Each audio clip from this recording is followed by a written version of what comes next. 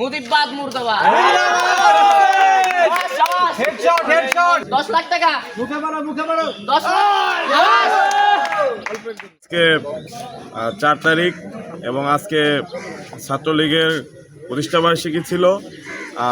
জুলুমের প্রতীক এই যে শেখ মুজিব, সেই শেখ মুজিবের যে গ্রাফিতি এই মুজিব হলে ছিল, সেই গ্রাফিতিকে আসলে জুতা নিক্ষেপ এবং এখনও দেখতে পাচ্ছেন যে আমাদের যারা শিক্ষার্থী ভাই বন্ধুগণ আছে তারা কিন্তু জুতা নিক্ষেপ করছে এবং রং মাখিয়ে দিচ্ছে। তো এটি আসলে গ্রাফিতিতে জুতা নিক্ষেপ নয়, এটি আসলে ফ্যাসিস্টের প্রতি মানুষের যে ক্ষোভ এটি আসলে প্রদর্শন করা। শেখ মুজিব ছিলেন বাংলাদেশের স্বাধীন বাংলাদেশের প্রথম ফ্যাসিস্ট। মুজিববাদী যেই সংবিধান রচিত হয়েছিল 72-এ, সেই সংবিধানে অন্যতম একটি মূলনীতি ছিল গণতন্ত্র। সেই গণতন্ত্রকে মাত্র 3 বছরের মধ্যে শেখ মুজিব নিজেই বৃদ্ধাঙ্গুলি দেখিয়ে বাকশাল প্রতিষ্ঠা করেছিলেন।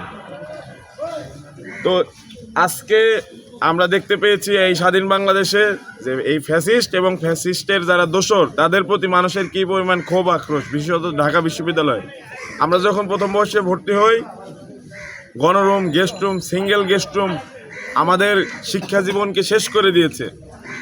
আজকে ঢাকা বিশ্ববিদ্যালয়ের শিক্ষার্থীরা যারা ভর্তি হচ্ছে তারা আমাদের এই জুলুম নির্যাতনের পরবর্তীতে আমরা যে প্রতিরোধ গড়ে তুলেছি সেই প্রতিরোধের কিন্তু ফলস্বরূপ তারা এই স্বাধীনতা ভোগ করতে পারছে। আমরা চাই বাংলাদেশে শেখ মুজিব কিংবা তার দোসরদের মতো নতুন কোনো ফ্যাসিস্ট আর কখনো এই ক্যাম্পাসে না আসুক।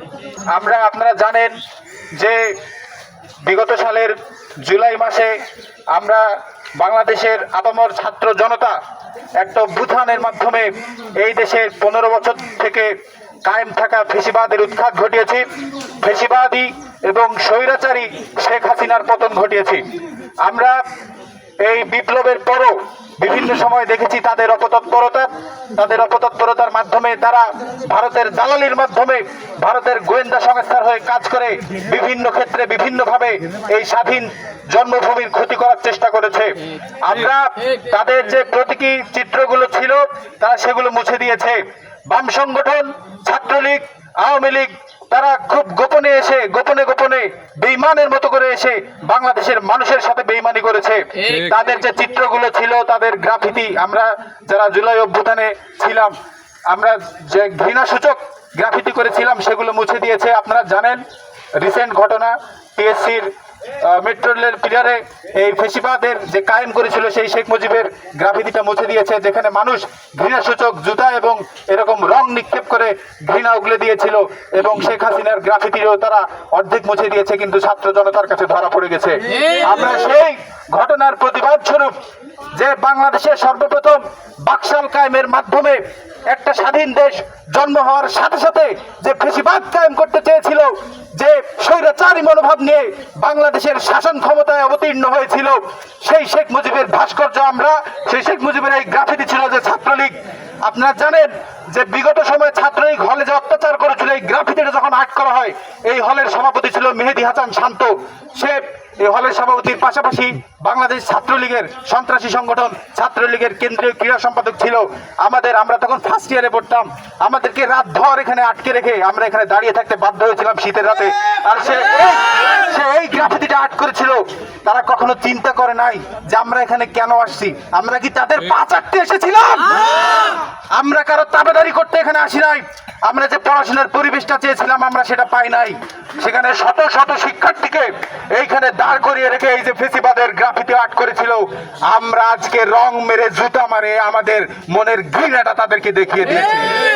আমরা বলে দিতে চাই, আগামীর বাংলাদেশ ফেসিবাদ মুক্ত বাংলাদেশ।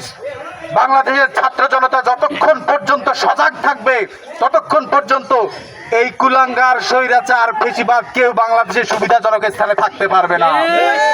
স্বৈরাচারের জনক হচ্ছে শেখ মুজিবুর রহমান এবং তার গ্রাফিতিতে আমরা আজকে বাংলাদেশ ছাত্রলীগ সন্ত্রাসী সংগঠন নিষিদ্ধ সংগঠন ছাত্রলীগের প্রতিষ্ঠা বার্ষিকীতে আমরা এই শেখ মুজিবের গ্রাফিতিতে আমরা জুতা এবং রং মেরে আমরা শুভেচ্ছা জানিয়েছি এবং আমরা বলে দিতে চাই পরবর্তী বাংলাদেশে কেউ যেন স্বৈরাচার হইতে না পারে।